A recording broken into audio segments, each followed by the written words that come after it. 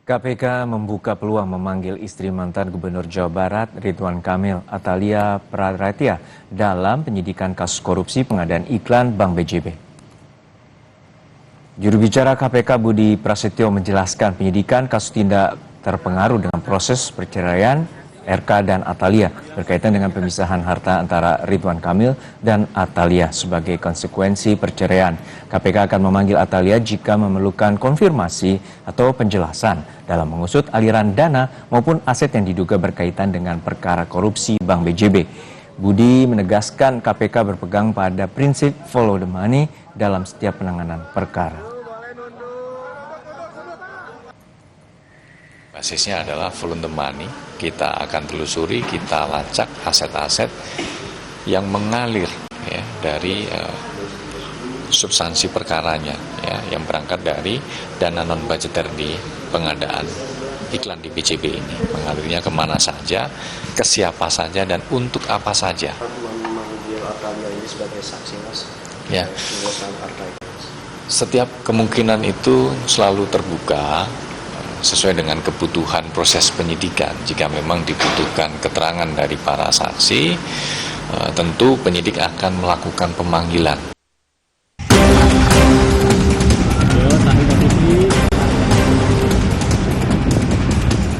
Saya sebenarnya senang karena ini saya tunggu-tunggu untuk memberikan klarifikasi. Saya siap dan mendukung KPK memberikan informasi seluas-luasnya terkait apa yang menjadi perkara di BJB. KPK mendalami keterlibatan mantan Gubernur Jawa Barat Ridwan Kamil atau RK dalam kasus dugaan korupsi pengadaan iklan Bank BJB. KPK menemukan dugaan aliran dana non-budgeter senilai 200 miliar rupiah yang salah satunya mengalir ke Ridwan Kamil. KPK juga menemukan keterkaitan aliran dana dengan aset milik RK yang diduga bersumber dari dana non-budgeter itu. Dana non-budgeter ini bersumber dari sebagian anggaran yang semestinya digunakan untuk belanja iklan di BJB. Tapi sebagiannya sekitar 50% ya, ada 200-an miliar begitu, itu masuk ke dana non-budgeter yang dikelola di Korsek BJB, di mana dana non-budgeter ini mengalir ke sejumlah pihak, gitu kan. Nah, di antaranya yang ditelusuri dan diduga adalah mengalir ke saudara RK. Sehingga KPK kemudian melakukan penyitaan.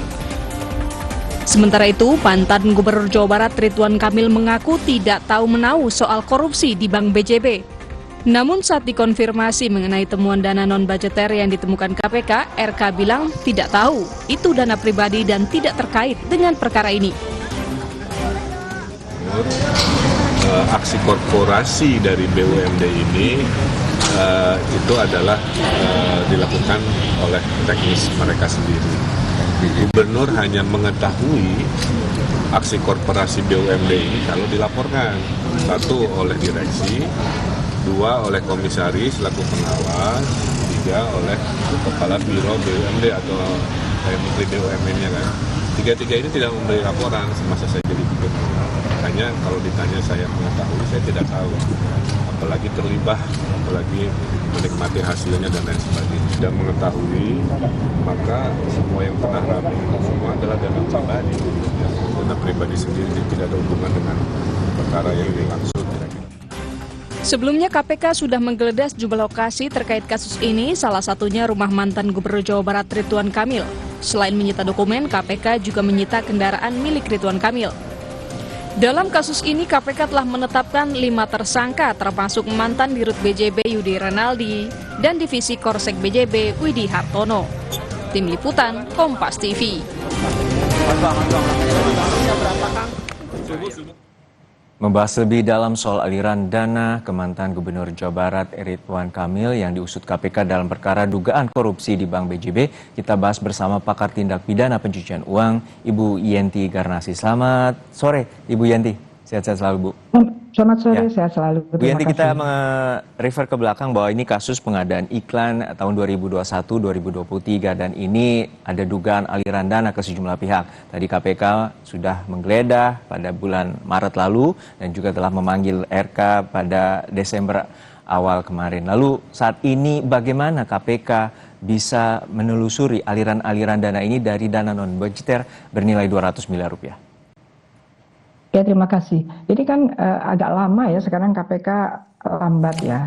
Padahal korupsi itu kan harusnya cepat. Cepat itu bukan berarti nggak hati-hati gitu ya. Karena memang amanahnya adalah kasus-kasus korupsi itu didahulukan dengan kasus lain dan cepat. Apalagi kalau kerugiannya itu adalah kerugian negara. Dalam hal ini juga berkaitan dengan kemungkinan yang akan ditelusuri, itu berarti KPK sudah berbicara TPPU. Karena kalau KPK hanya berbicara tentang korupsi, itu tidak menelusuri seperti itu ya. Jadi biasanya kalau KPK hanya korupsi itu adalah walaupun dia mencari tapi meminta keterangan dari tersangka atau terdakwa dan tentang harta kekayaannya dan harta kekayaan keluarganya. Itu korupsi dulu ketika belum mempunyai undang-undang pencucian uang. Tapi setelah tahun 2002, setelah kita punya undang-undang pencucian uang, strategi itu nggak usah dipakai lagi. Artinya langsung digunakan kalau memang KPK punya bukti awal bahwa ada bukti-bukti aliran dana dari hasil korupsi kemana-mana, harusnya KPK langsung menggunakan TPPU. Artinya gini, yang korupsi itu ketika mengalirkan uang hasil korupsi, yang diduga korupsi itu mengalirkan uang hasil korupsinya, dia kena TPPU aktif, dan siapapun itu yang menerima itu akan diterapkan TPPU pasif gitu. Jadi KPK harusnya tegas bahwa KPK sedang mendalami juga korupsi dan TPPU-nya gitu. Kenapa ya KPK tidak seperti itu, tidak seperti Kejaksaan Agung, karena nonsens sekali gitu ketika akan memeriksa orang lain yang tidak terlibat korupsi tapi diduga terlibat menerima hasil kejahatan, menerima aliran korupsi, itu namanya TPPU. Ya. Kenapa tidak disebutkan seperti itu?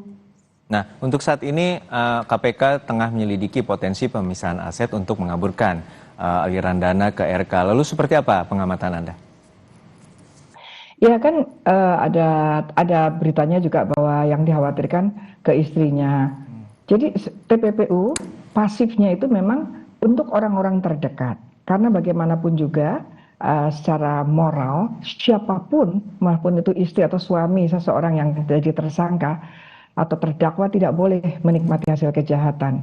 Ketika kita masuk rejim anti pencucian uang, itu kita sudah bicara tentang kita sudah bicara tentang TPPU.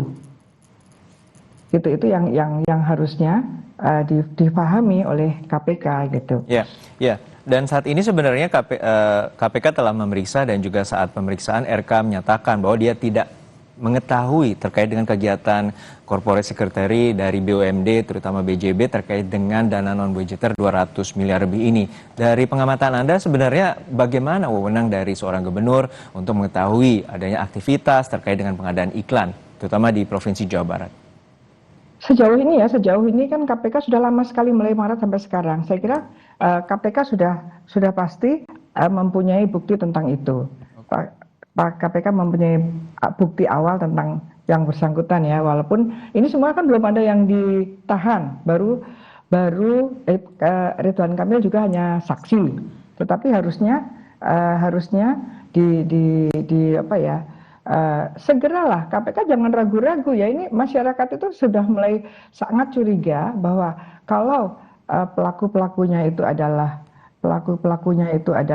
orang-orang tinggi, orang-orang yang punya, apalagi ada keterkaitan dengan perpolitikan, itu kok enggan gitu. Dan ini jelek sekali ya untuk foto potret pemberantasan korupsi kita gitu. Itu yang mestinya KPK bisalah menjadi harapan kita, apalagi kita baru saja kan hari anti korupsi tanggal 9 Desember kemarin ya, yang gaungnya tidak bergaung dan kemudian sekarang ini juga lambat sekali ya, banyak kasus-kasus yang ditunggu oleh masyarakat.